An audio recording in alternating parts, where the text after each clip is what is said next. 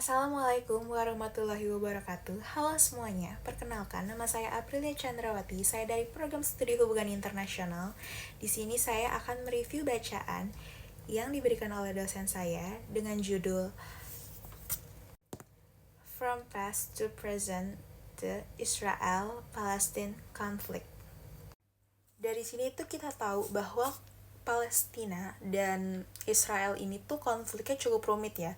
Mereka tidak hanya membahas tentang wilayah, tetapi mereka di sini membahas juga tentang identitas, terus juga ada kolonialisme dan perjuangan rakyat Palestina untuk mempertahankan wilayahnya.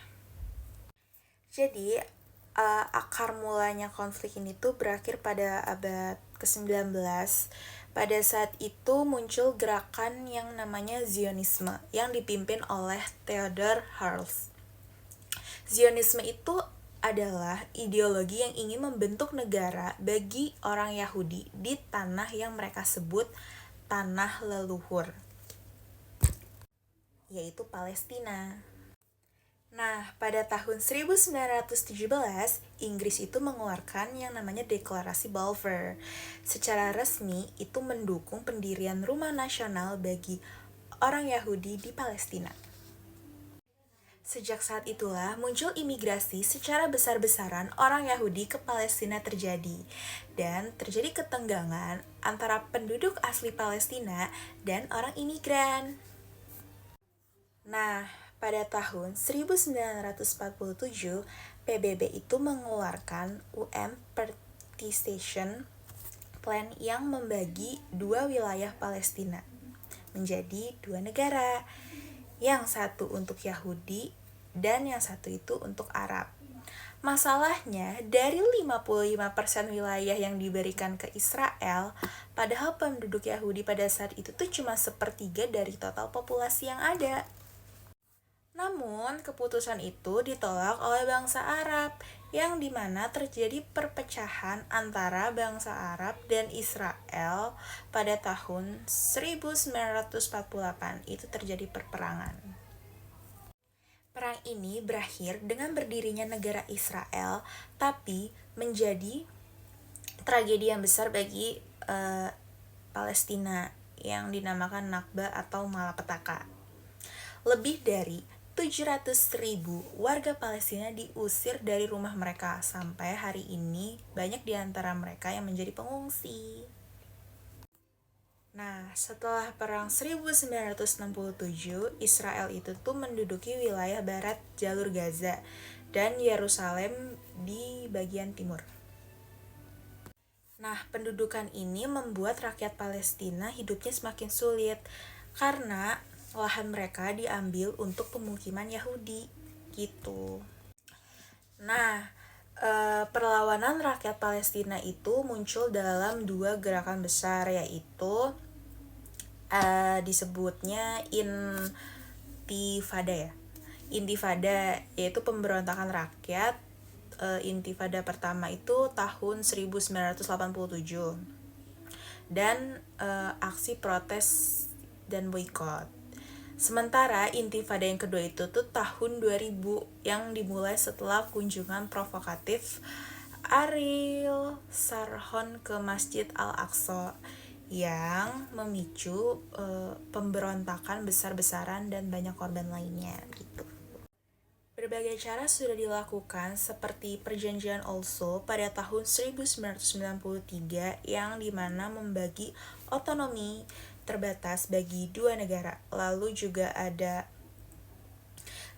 Camp David Summit pada tahun 2000 dan Arab Peace Initiative tahun 2002 yang menawarkan perdamaian dengan syarat Israel mundur dari wilayah kependudukannya Palestina. Namun semuanya gagal karena Israel terus memperluas pemukiman ilegal mereka yang tidak mengakui hak kembali para pengungsi Palestina. Akibatnya, konflik akan terus berlanjut tanpa adanya kejelasan. Nah, pada tanggal 23 Oktober 2023, kelompok Hamas melancarkan serangan terhadap Israel secara besar-besaran yang disebut Operation Al-Aqsa Flood. Sebagai balasan, Israel juga menyerang jalur Gaza secara masif dengan serangan baik di udara maupun di darat. Hampir sebagian anak-anak, termasuk warga sipil, itu semuanya tewas. Gaza kini krisis kemanusiaan parah, seperti listrik, air, dan tenaga medis semuanya diputus, dan menyebabkan penderitaan yang sangat luar biasa bagi warga Gaza. Part yang terakhir adalah menganalisis konflik Palestina dan Israel menurut perspektif HI. Di sini kita dapat mengambil teori realisme karena konflik ini tuh tentang perebutan kekuasaan dan keamanan yang dimana Israel ini mempertahankan kepentingan nasionalnya melalui dominasi dari Amerika Serikat. Dukungan militer dari Amerika Serikat lebih tepatnya. Lalu Palestina ini sedang berjuang untuk mempertahankan eksistensi politiknya di bawah tekanan negara yang jauh lebih kuat. Dalam pandangan realis, perdamaian ini sulit tercapai karena tidak adanya keseimbangan kekuatan atau yang bisa dibilang balance of power di antara keduanya. Lalu kita juga bisa ambil teori konstruktif. Dari sudut konstruktif, konflik ini juga lahir dari identitas dan narasi sejarah yang saling bertentangan. Israel melihat dirinya sebagai bangsa yang kembali ke tanah leluhur, sedangkan Palestina ini melihat sebagai bentuk penjajahan. Selama persepsi ini dan identitas ini belum berubah, maka konflik akan terus berulang dan tidak akan selesai. Lalu kita juga bisa ambil pandangan dari teori post-kolonial, yang konflik ini tuh juga bisa dianggap sebagai warisan kolonialisme barat, yang dimana deklarasi Balfour dan dukungan negara-negara barat terhadap Israel itu mencerminkan ketimpangan global yang masih sangat bertahan sampai sekarang. Ini udah bukan ngebahas tentang wilayah lagi ya, tapi udah masuk ke ranah agama, terus juga identitas dan kekuasaan. Jadi, kesimpulan untuk video kali ini adalah konflik Israel dan Palestina bukan hanya tentang perebutan wilayah atau tanah, tapi ini konflik tentang ketidakadilan yang sudah berlangsung secara puluhan tahun.